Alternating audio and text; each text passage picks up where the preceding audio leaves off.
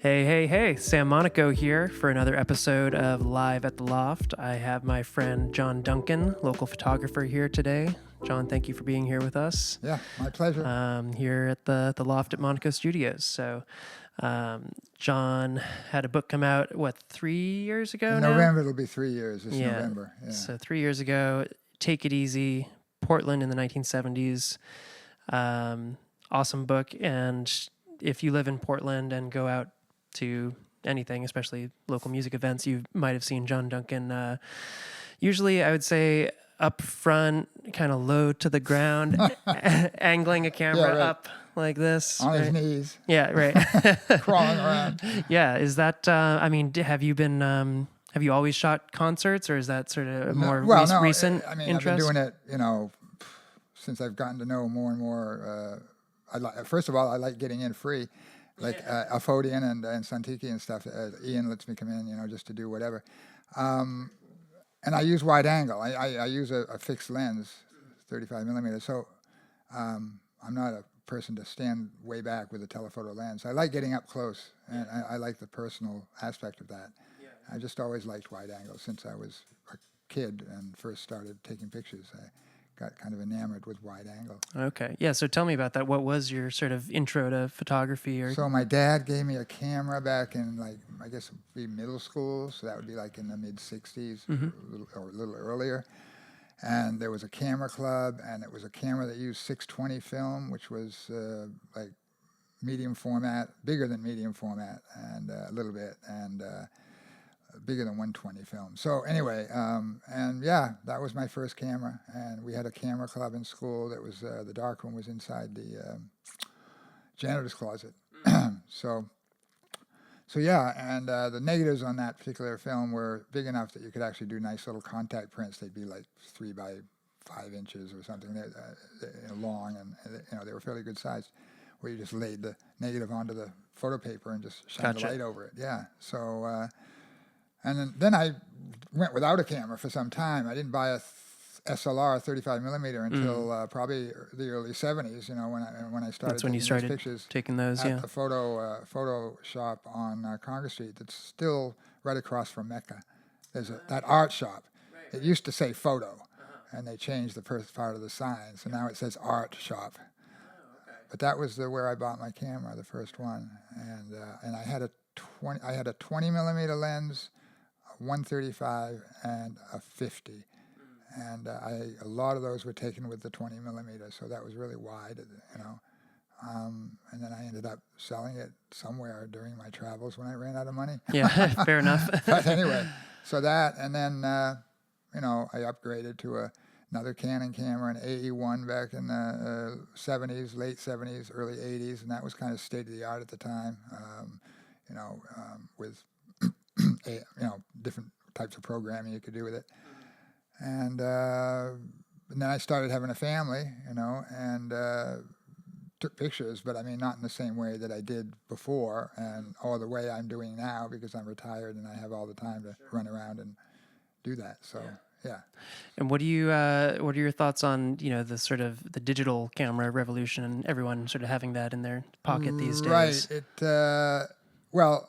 I get the sense that the cell phone, which most people use as a camera, and they take really good pictures,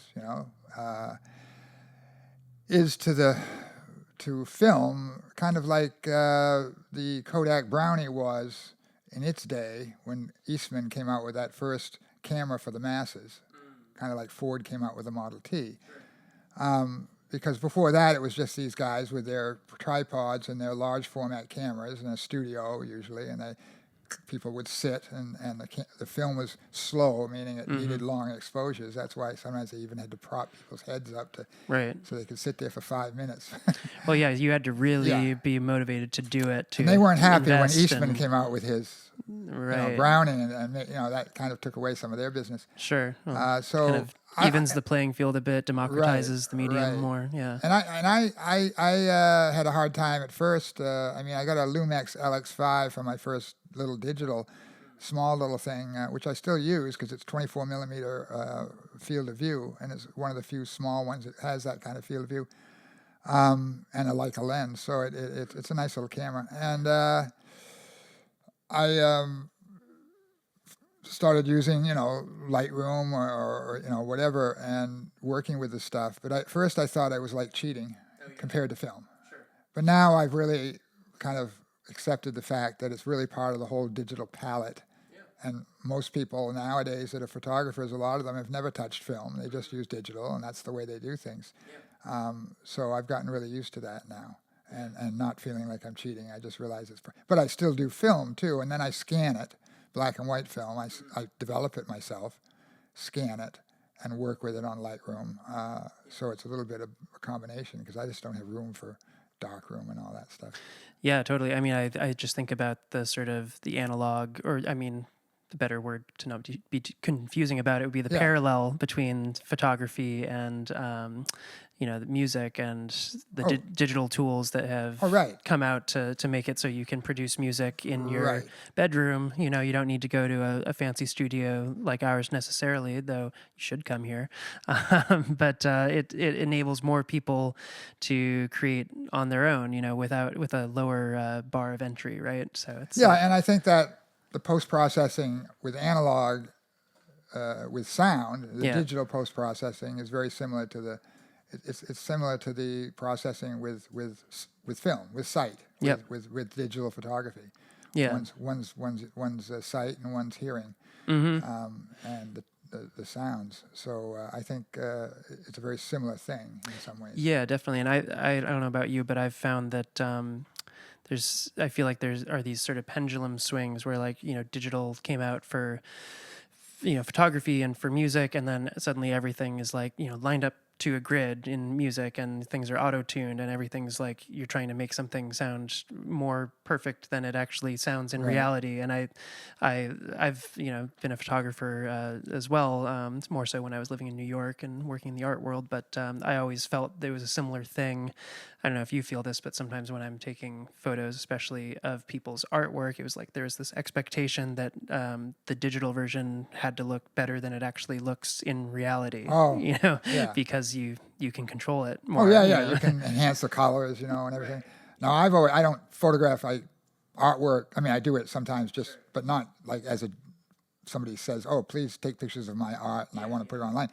But I realize, I always think that it can be hard to match color too. I used to work as a photocopy repair person for 15 years, and after that I was a truck driver for the last parts of my working life. But I just did black and white, but with the machines. But I had friends that were doing color photocopiers, and I heard nightmare scenarios of you go into a customer and they want to print something and they want those colors to match, and it's a real job to get everything to match. It's both the adjustments you need to make, and then it's also the physical machine, the toner, God knows what. Yeah. I don't know. A lot of variables there. There's a lot to it, yeah. But what I love about your photos and what I think people really respond to about them is that they have more of a grittiness to them, I think. I think film, even when I use film now and digitize it and work with it, I still think it renders things differently. Yeah. In certain ways. There's a certain light and shadows, like black and white film. I mean film as in movies. Right now I'm watching a film called Mank, which was a Netflix black and white series by a guy named Eric Messerschmidt. Eric grew up in Cape Elizabeth, won the Academy Award for cinematography 2 years ago for Mank. And I'm watching it, I think, for the first time. I don't know if I ever really watched the whole thing. And his work with light and shadow is amazing, where you just see a light on the side of a person's face and the other side is a little bit dark, and kind of like Hitchcock or any of those people. You think of Humphrey Bogart film, the one in Morocco there, but anyway, light and shadows. It's just it's really fun to work with that in black and white. Oh, sure. And I think it's in this foreword by Dean Lunt that Oh yeah, here it is. That your photography captures a time and place with a vibe that he had never seen about a main city or town in New York, perhaps in Maine now, which I resonated with because I was like, yeah, these do feel like photos that I've seen of New York in the 70s. Oh yeah, when I read his thing, it really actually it kind of made me. I wasn't used to having such compliments. It was a great forward. Well, like I look at this and I'm like, yeah, this might as well be at like CBGB's or something. Yeah. But it's at what, the Rock and Pawn? Rook and Pawn. Oh, Rook and Pawn. I'm sorry. I think that is where Little Tap House is now on the corner of Spring Street and. Okay. We think that's where it is. Yeah. And then of course the other photo is. You see the State Theater when it was a porn theater. Oh, is that it was still a porn theater? It says 2 16mm hits. So that's what it was then. Yes. Also, the Fine Arts was what is now Gino's. It was called the Fine Arts. Was a porn theater. Oh, okay. So a lot of porn theaters. There were two. There were those two, and that's why. Kat, who owns Gino's, one of the owners anyway. Yeah, she still plays kind of funky movies on that screen when they're not doing other stuff. Totally. Yeah. So I guess along these lines, like you've been involved in the local music scene as a participant, documentarian for a while. 50 years, I guess. Well, I mean, I lived in Sweden for the 80s, so I missed a lot of the when the punk was like my friend Beth Blood, who's in the book, played with B.B. Buell. I remember B.B. and that the B-sides. Yeah, I missed that period of her musical journey because the pictures I have of her in there, she was more doing folky stuff. Sure. With friends and stuff, and I had her vintage clothing thing that she was doing, well, I mean, so I, was growing up in Portland in the 90s and 2000s, and I loved going out to all the local shows and just always had such a vibrant music scene here, and I think it's continued to this day, and I'm just curious if... See, I didn't get out then at all. You weren't going out in the 70s? I was raising kids. I didn't really get out to... 90s, 2000s, you mean? Yeah. I mean, my kids were born in 83 and 85. Yeah. So the 90s, they're in their teenage years and going to high school. They graduated 02 and 04. Mm-hmm. So that whole period was, I wasn't really getting out to that much music. It's only happened in the last maybe, 5 years, 6 years. So then how does the contemporary music scene feel compared to like way back in the 70s? It feels great. I mean, there's a lot of just great talent out there. Mm-hmm. It's interesting how different musicians they mix it up. They go to different, play with different bands and stuff. And it's just seems like a real vibrant scene. And I like the small venues. I like Suntiki and Aphodian and Gino's, because they're intimate. Right. I've never been in Aura. I've been to House of Music and stuff, and I've been in the State Theater, but I mean I haven't been in there taking pictures. I don't know if they let me crawl around down in the front of the stage or not. But and then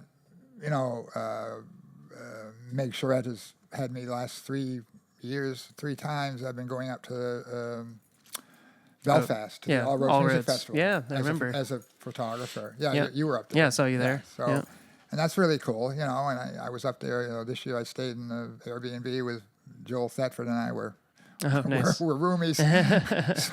so it's been really just, I just really enjoy meeting all these people and then they feel comfortable with me, and then I can just sit around I was up in the blue room, the green room, at Bayside, which was actually just a storage space, but it was nice to be up there and Aiden, they were doing kind of doing a little moment of silence and talk, before they were going to go on, and that I could just kind of be invisible and get a few shots, and I feel like it's an intimacy, and for me as a photographer, that's what I kind of want, is to create a relationship. It's not just about the pictures; it's more, it's about just doing something, and they feel comfortable with me and everything else. Yeah. I was struck by speaking about like trust and the relationship that then feeds into what ends up being the moment captured in the photograph. I mean, is this? This is an old friend from your high school days. It says so. Jean Titherington, high school. She was after she left high school, she wrote children's books. Right. Some fairly well-known ones at the time called Pumpkin Pumpkin and some others. Yeah, I just love this pose where she's sort of like Yeah, and I remember in the middle moment. Of like, that's when I remember. 'Cause Yeah. I just yelled at her and said, "Jean." Yeah. And she turned, and I took the picture. And then, yeah. And you see the Photoshop there in the corner. That's the Photoshop Oh, about sure. the camera. Yep. So, I see and that. of course, there's where Mecca is where Porches is Yeah. where Mecca is now. So, yeah. But Yeah, I just love the look on her face. I mean, it just looks like Yeah. so joyful to see an Yeah. old friend, right? And she's living up in Bremen, Maine. now. Okay. Yeah. She's up there, and I did bump into her some years ago, Mm-hmm. making a delivery with a truck. Yeah, I mean, I'm struck by like looking through some of these images, just like in some ways, I mean, Congress Street in a lot of ways kind of looks almost more polished in certain parts back then than it is now. And then other places, such as this one of the pier, like what was going on here? Were they demolishing something here? That was where DeMillo's is on this pier, and now, and yeah, I guess it was just kind of in disrepair, obviously, at that time. Whether that's when DeMillo, I don't know who owned it originally, and the DeMillo's bought that property, and then did what they did with the ferry that they bought and the whole thing. But yeah, that's where DeMillo's was. Oh, so yeah, back in the 70s, I mean, were a lot of the piers like in disrepair? It was not like there was a big grain elevator too, which is there's a small picture of it in the book. And then I just read recently, maybe it was that gentleman I was talking about earlier that I'm going to meet that's 91. Mm-hmm. A lot of the grain from the Midwest came to Portland because it was the nearest place to Europe. So it was coming over here in railroad cars, and then being shipped by boat across because it's the nearest point. That's why Imskip is here now. Imskip is that Icelandic company that uses the container place down by the bridge. I think they used to be further south, like New York or someplace, but they decided to move here because it was a shorter distance. And it's become quite successful. That's grown. So that was new. I didn't really know what the grain elevator was about, and I guess it was back in the 80s. It burned. There was a fire, I think, that took it, and I guess it was quite a fire because all that dust and those pilings. If you're walking down there by the ferry terminal now, the new waterfront ferry terminal that's down there, where the Canadian ferry used to go from. Oh, like the deep sea terminal. Yeah, right there. Yeah. You see all those pilings in the water. That's all left over from that. I don't know why they don't pull them out, but there they are. More trouble than it's worth. Probably. So there was like a big pier that burned. Yeah, there? Pier and elevator, like you'd see in the Midwest, that kind of thing. Okay. Big thing. Yeah. So I wasn't around for that, but it must have been quite a fire. Well, yeah. So you were away the 80s in Sweden. 79 to 87, I was in Sweden. Yeah. And so what was that experience like? Did Portland change a lot in the 80s? We were back and forth. Well, we came back to visit, and it seemed like I think the main mall opened in like 71 or 2, somewhere right around there. So once that opened, over the next 10 or 15 years into the 80s, businesses started leaving Congress Street. So I remember when we came back in the 1987, it was pretty sad. It was pretty desolate, I can't remember if Mecca had at that point was in the Porches building. But the CVS is still there because the CVS is actually in the book. Oh, yeah, I remember place. seeing it, yeah. So that's still there. And the jewelry stores. Mm-hmm. I think Springer's is still in its spot. Yeah. And there's also a picture there looking across. You see there's a floral shop. Yeah. And they just left that location and moved to their other location at the corner of Mellon Street. Oh, yeah. That floral. Is that Harmon's? Yes. Yeah. But you see it there on Congress Street. You also see Main Hardware up on Congress Street. Yep, I remember seeing that. Across from Gino's. Basically. Oh, okay. Yeah. It was up there. And yeah, I was curious about this is on Congress, right? Is this where the art museum is? That's the art museum, yeah. And so this is the building that stood there before. Right. The Livy building, it was called. Oh, okay. And they tore that down, and there was just a concert going on. That's Actually, the one photo that's in that book I showed you about the music and concert scene in Portland. Oh, that yeah. Ford Reiki put out. Yep. From 55 to 77. So he did use that photo. Cool. Great book, by the way. Yeah, got to check that one out. Yeah, and so that's where that is. Yeah, struck me too. Just all the billboards that were all around. Right. Like, very different. That's vibe. true. A lot of people say that. People that never grew up with them. Right. I mean, it's that I guess also made it feel kind of like a New York vibe to me. Just sort of like a Times Square vibe almost. Right. Just ads. Well, there was a big Coke sign up on the top of the WCSH building. Right. There was there's a picture there, but that's not the one I'm thinking of. The one I'm thinking of was taken away, but it was a neon sign that, like the Coca-Cola thing, it flashed and circled, and like spun, almost like a Times Square sign. It was a pretty cool sign, and I used to sit there in my taxi cab in front of. Oh yeah, not this one, but this is the other. Not that one, but it was one that was neon. Yeah. And it suddenly was gone. I don't know if somebody collected it or what, because once they became illegal. I mean, was it, I guess, sometime in the 80s they did away with the billboards? Yeah, I don't know when they did that law. Because, they weren't around by the time I was around. Yeah. I just passed this. I wanted to ask you, what's going on in this photo here? So I took that out on Long Island, Maine. I just went into this abandoned place that was down near the waterfront and set my camera up with a timer and took that shot of myself. And I always said that it kind of maybe represents my state of mind at the time. My kids love that photo. But it's a striking image. Yeah, I mean the building's gone now. But, I like that. I like that photo. And in this era, you were that's when you were driving the cab. Was it in the 70s? I was driving cab. I was doing a lot of different things. Hitchhiking around. I mean, I hitchhiked to California. I can't remember all the exact timelines. I lived in Oakland, California in 77, 76, 77. You sent me some of those photos. I was out there during the 200th anniversary of the U.S., 1976. Yeah. And now that's coming up now, the 250th on 2026. So, so it's 50 years ago.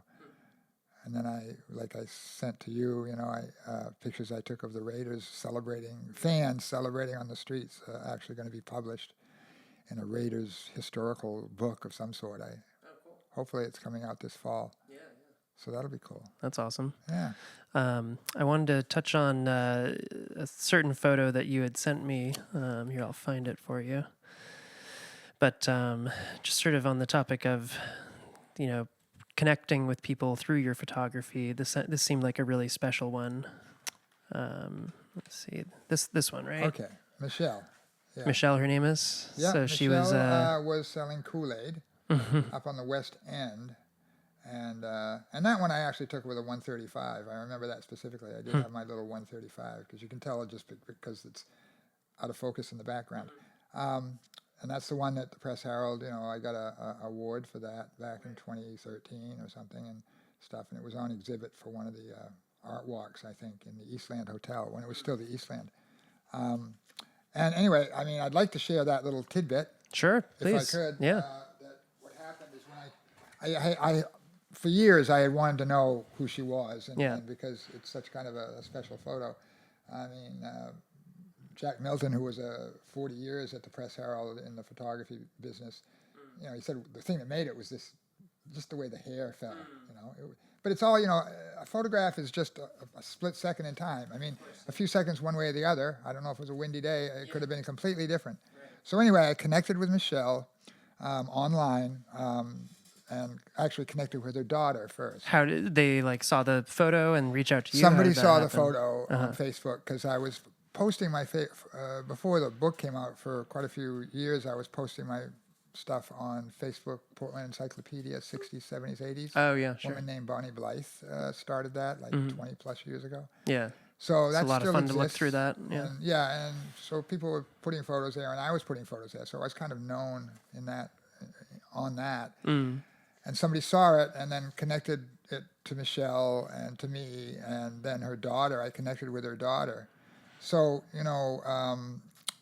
I wrote, when I connected with Michelle, we Facebook messaged back and forth. So I'm just going to share this message, which I actually read this at the opening of the book when it was at St. Lawrence, because I thought at that time, too, it was during the COVID was, it was kind of COVID-y because we were wearing masks, and, there was just a lot going on. Yeah. And the country's so divided and all this. So it was a very positive message. And so anyway, and the whole cliche of a picture's worth 1,000 words really rang true in this. So I basically said, for me, I said to her, this is what I said to her. I said, for me, it's not just about the photo, Michelle, but the story behind it, which I've only shared in conversations with friends. When I first connected with you and told you I had heard about your daughter Marina taking her own life, the first thing you said was, quote unquote, I hope no one comments negatively on your Facebook page. That you were concerned for me in that way spoke volumes to me about human kindness. I have told that story so many times as an example of the goodness of people. I'll never forget those words, and it's all that background around your photo that makes it what it is for me. And so Michelle answers me and she says, you made me cry. I think that is what is wrong in this world. Not enough people show kindness. I try to every day. You never know if the old man in the grocery store you smiled at and said hello to has talked to anyone that week. The dollar that you might waste on a coffee may really help change a homeless person's life. There are so many people who choose to look the other way, not bothering with small acts of humanity. Well, then I think it's the easiest thing you can do. It costs nothing, maybe a few minutes of your time. No one's life is so important they cannot spare a few minutes. It breaks my heart to see anyone or anything being ignored. I hope that you, by sharing my story, make it possible for people to realize that we really know no one's full story. I've learned to work really hard at not judging people so quickly. We have no idea what they are going through. It doesn't mean I cannot hate the act they committed. I just think of Marina and how no one, not even her parents, knew her story completely. I am so glad that you not only took that picture, but that 40-something years later you decided to post it to Facebook. A few of my friends saw it and knew right away it was me. Crazy how the world works sometimes. Destiny, fate, I don't know. Just so grateful it happened. And then her daughter, Ariana, I sent that to her daughter, and then her daughter wrote me saying, my mom is incredible. She is such a strong and powerful woman. She lived an extremely difficult childhood, and our childhood, as I remember, was great. Nowhere near the horror stories I've learned throughout the years. She is an amazing mom, and as I grow and still have this great relationship with my mom, I've also learned through this relationship how much hurt and pain she faced through her childhood and young adulthood. And to see such a loving, kind, compassionate, nurturing, empathetic person that has faced multiple tragedies is so empowering for me. That's why I love that photo so freaking much. Because as much as she was hurting, yes, at that age, you were a stranger and your genuine smile and hello probably made her day, and you captured her so genuinely happy. I am so glad that you have been able to reconnect with my mom and have kept in contact. Your stories are amazing, and how you can capture them in just one photo is incredible. You are an extremely talented man, and I am so glad that your passion and love can be shared with everyone because everyone deserves to see it. When I look at your pictures, I am immediately drawn to how genuine they are. In this day and age, catching something that feels so real is hard to see with social media at its finest. Your pictures can literally paint a whole scene, write a story. So that was pretty intense. When I first read it at my presentation, I really didn't get through it without tearing up. I have a hard time. I mean, to hear that. I was bullied as a kid, so it's very feedback. hard for me to accept compliments sometimes. I've had a hard time, people saying, oh, you're good at this or you're good at that. My dad was a guy that, he wasn't abusive, well, maybe he was verbally. He would say things to me like, oh, you'd lose your head if it wasn't fastened on and stuff like that. So he was kind of a hardcore guy from up north. But my adopted father. But anyway, so it just meant a lot to me. I mean, to hear that it was real feedback, affirmation. And what a full circle thing for that photo to just be living for 40 years, and then to find the person who was in it. I mean, that's amazing. So it was pretty special. So for me, that's what I just carry that with me all the time almost when I'm trying to take pictures and see people and talk to people. Well, I love what she said about just sort of like, I mean, giving people the benefit of the doubt that, like, Right. you know, you don't know what anyone's going through at any given moment, right? And you don't maybe always realize what an impact just even a small act of kindness can have on somebody's day. And I Right, feel and like also that she grew up in rings a true. family with, I guess her father was alcoholic, abusive, you know, it wasn't a very pleasant home life. A lot of young women with that kind of trauma. I mean, I have a niece that was on the streets with a lot of trauma, you know, with needle, you know, shooting heroin and you know, to have that positivity come out of all that to me was just amazing, a magical thing, you know, because she could have gone in a completely different direction. And Oh yeah, obviously, finding that silver lining is right, incredible. right. Yeah. So it was a real lesson. It was a Yeah, real- and I mean, I think I had another one that. So is this a common thing? Like, is this another woman that was featured in this picture yeah, that you connected with? Tina and her brother George, who's passed away, but Tina. So this happens, somewhat frequently that your I subjects. photographed them up on the West End. Right. The brother and sister are sitting on the stoop, and then I during the 80s, 90s, late 80s, 90s, my best friend Roger, who's in the book, worked at the Pizza Villa. So he was one of my best friends, and Tina worked at the Pizza Villa. So at some point, I posted that photo here on that Facebook page I'm speaking of, and I knew Tina already as an adult. I didn't know her as then, and when she saw it, she said, "Oh, that's me." Oh, so, funny. so then I photographed her holding the book, and then just a little side thing to that is George had a child that she didn't really know about, and I was in the villa. It was a couple years ago, and Tina was working with a new fellow, and it turned out after a couple months working together, she found out that was actually her nephew. That was his son, Oh wow. and I actually photographed me showing him the photo of her, you know, for the first time. A lot of layers. Yeah, it's a lot of layers, but that's just things like that have been happening a Yeah. lot, and it's just because Portland, like I say, it's not that big a city. Yeah, of course, a lot of time's gone by. I mean, just looking at these first two images in the book here. Oh, right. I mean, the it's aerial shots. yeah, I was this up on. one I don't and- know what I was doing up there. I think I was working in that building as a like a day laborer, you know, something. And I just had the chance to get up there. So you're looking down, you see. That's Spring Street, right? And you see the Holiday Inn, and they're yeah. putting in the foundation for the Civic Center. Right. And then the next one. Yeah. I mean, this one is especially striking with how big that parking area was. Yeah. Nickelodeon is. Nickelodeon and Yeah, like that's Temple Street. Portland House of Music and One City Center, I guess, would end Yeah. up over here. They were So doing urban renewal then. yeah, So it's a lot more parking back then. Yeah, they were tearing stuff down, and that's where Franklin Street went in because that was all neighborhood, and they tore it all down. And then they built Franklin Towers to house some of those people, as far as I understand.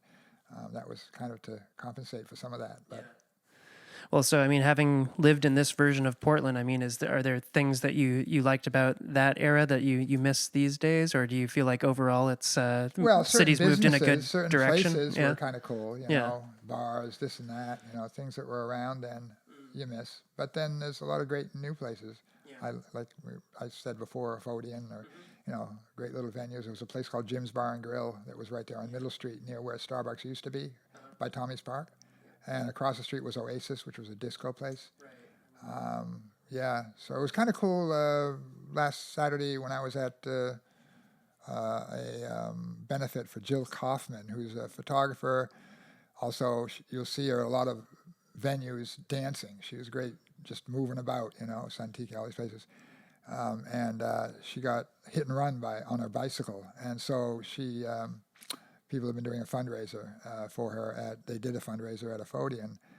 It was a DJ thing. So it was all disco kind of stuff, you know, people dancing. So I was there taking pictures, as I usually do, crawling around. Yeah. Get some good shots. And yeah, I like that little spot. It's a nice little spot. Mm-hmm. Yeah.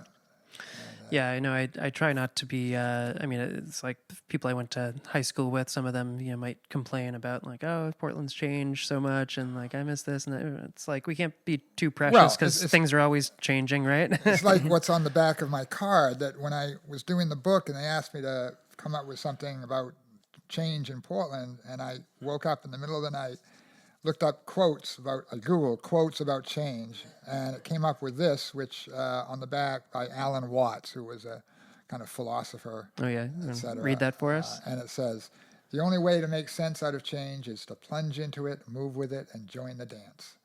So, Yeah, I feel that. like you said, a lot of people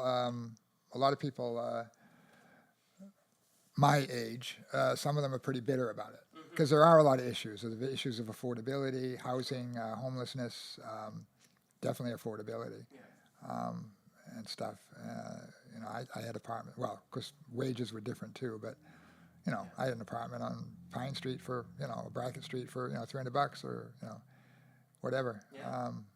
But that was more than it is now. Sure. Yeah. But yeah, I mean, obviously, Portland's become a very different type of city.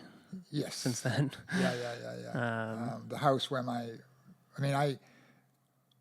it's in the book a bit. I was adopted at birth, grew up in Falmouth in the early 70s, found my biological mother living on Hampshire Street, 32 Hampshire, and that's now a condo. The house is gone, right above Tommaso's.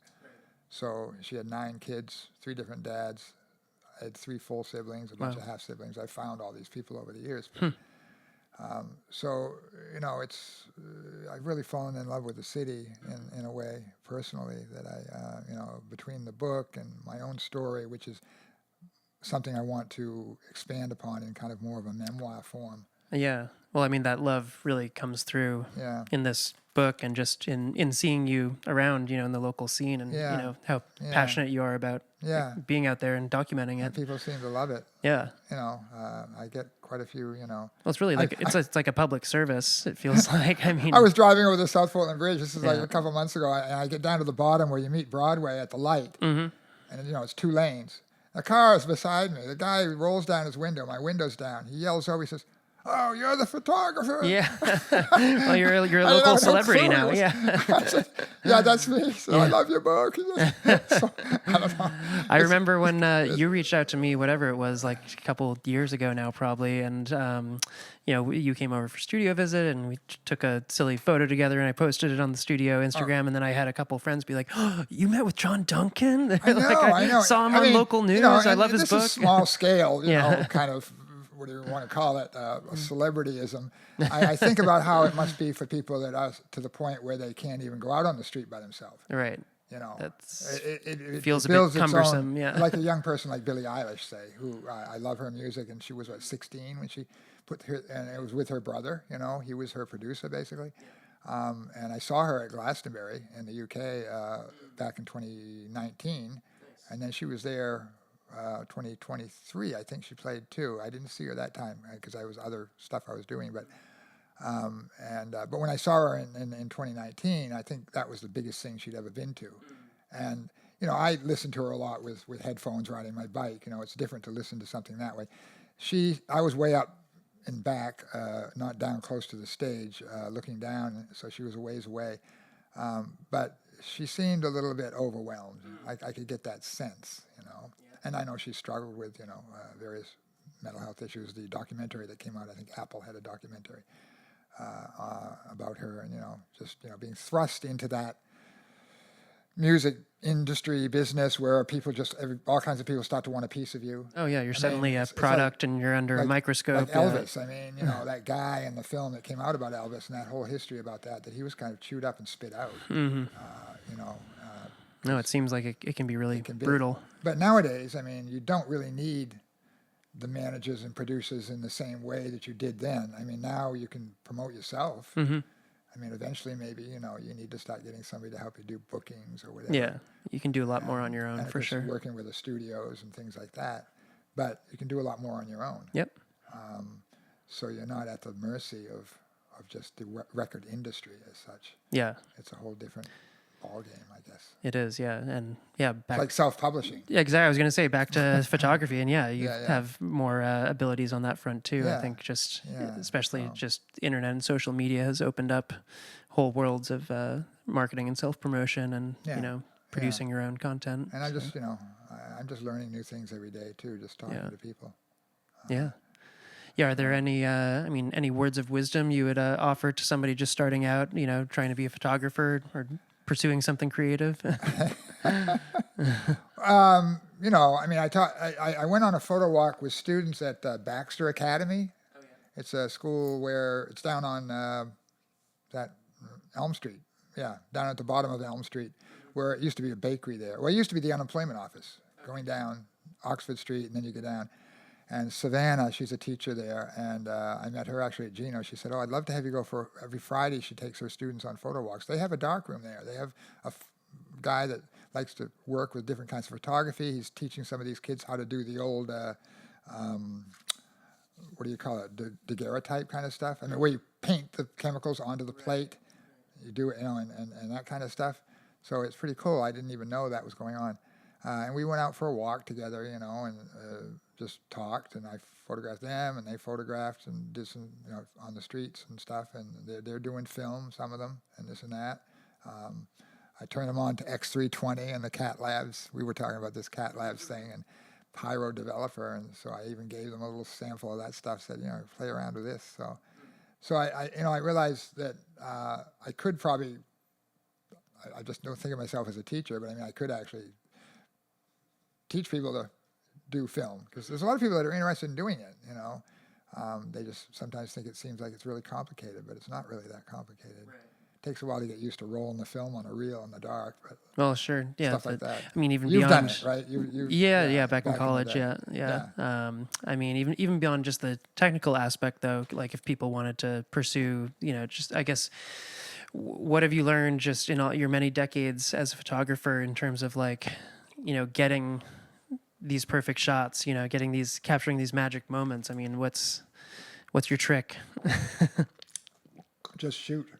Yeah. Even with this thing now, and this thing is so much different from using a film camera, but I still, even when I use a film camera, I just point and shoot. I usually say that the camera sees things I don't see.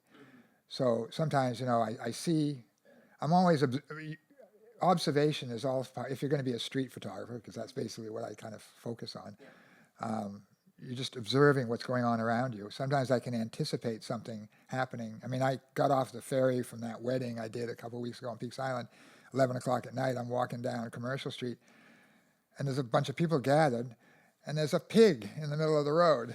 On the sidewalk, a big black pig, and they're trying to get it up into a carriage, like a wagon. These people had their pig with them. And I just started taking pictures of that. It was just like, you never know what you're going to find. Right. That's what I love. I think I love going out. I use kind of I say to myself that it's kind of like, it's like a garden, and there's these human moments and things going on constantly. And so when you're going out there, I feel like I'm kind of harvesting the images.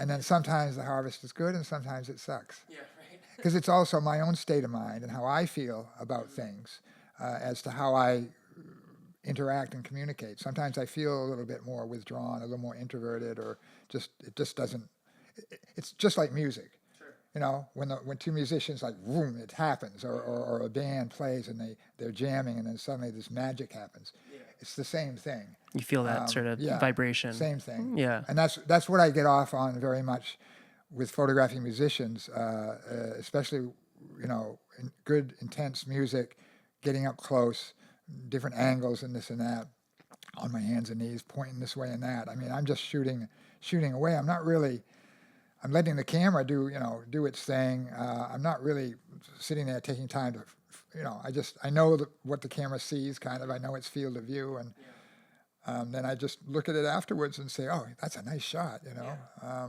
So it's just kind of throwing yourself into it, I guess. Sure, yeah. The camera kind of has a mind of its own. Between the music and myself, it's like it feeds both ways, I think. Sometimes musicians will look right down at me. Right. I think they enjoy being photographed. Mm-hmm. Yeah. They're like, well, let me make sure I give them a good pose. Yeah. Yeah.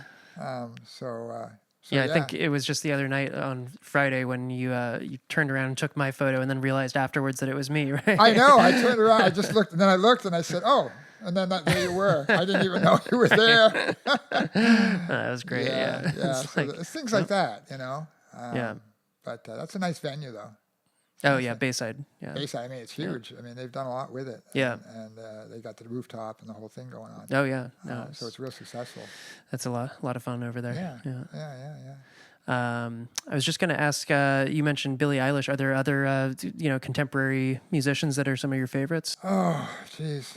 Well, I love female singer-songwriters. So when I mean, if I look at my own personal, because I can never remember. I'm terrible. I mean, I love Kate Bush and Risa or Draudiga. I mean, I know her influences are very much. She said in an interview I saw on YouTube that two of her influences were Kate Bush and Tom Petty, and then a particular album she did, Fur and Soot, is on that album. I think the album's titled Fur and Soot, maybe.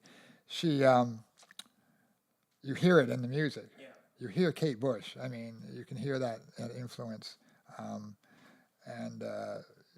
mean, my playlist is like Adrian Lenka, Angus and Julia Stone, Art of Noise, Billie Eilish, Draudiga, Dua Lipa, Edie Brickell, a lot of Edie Brickell, Halsey. I think Halsey is an amazing artist. Yeah. Kate Bush, Lana Del Rey, Pat and Lolly Vegas, which I can't even. Redbone, Taylor Swift. I never listened to Taylor Swift. I always thought, she's kind of a teeny bopper or a thing or something. But when she came out with Folklore and Evermore during COVID, and I think she worked with the National on those. They were part of the production and all that. I thought they were outstanding pieces. They were storytelling, particularly the Last Great American Hero, where she sings about the woman that gets the house in Long Island or whatever. And I don't know, how much of that is part of her own story. The Strokes, War on Drugs, Tom Petty. That's what I have on. Yeah, that's now. pretty far-ranging, eclectic mix. The music, I find the torrents and download them. Yeah, nice. But that's pretty much, the way a lot of people get their, I mean, it's just the way a lot of people get the music. But like recent, I mean, I did pay for her music. Local musicians, I don't want to steal their music. No, I think support that's the right them. move, But I mean, all that other stuff is pretty much out there. Yeah. Well, I got to say, I respect that.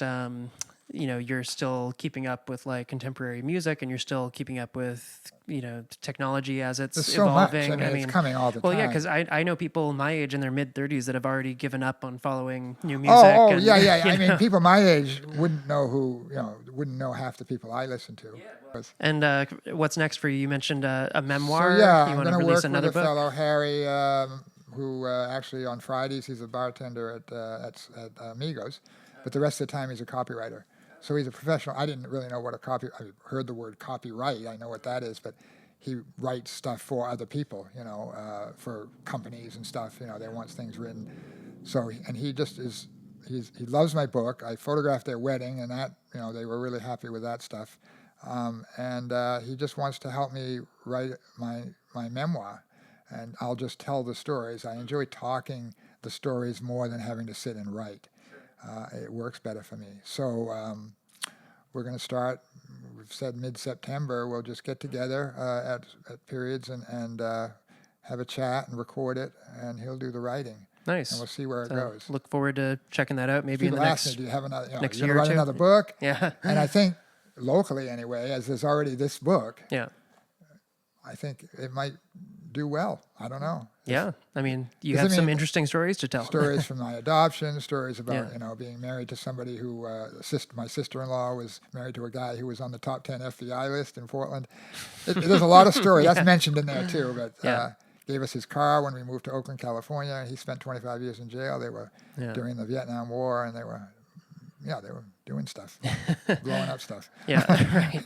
So there's a lot of stuff. You got hours and hours of material to mine here. Yeah, lots of material to mine. More than we can cover today, No. unfortunately. That's a point. But yeah, don't get me going. It's too late.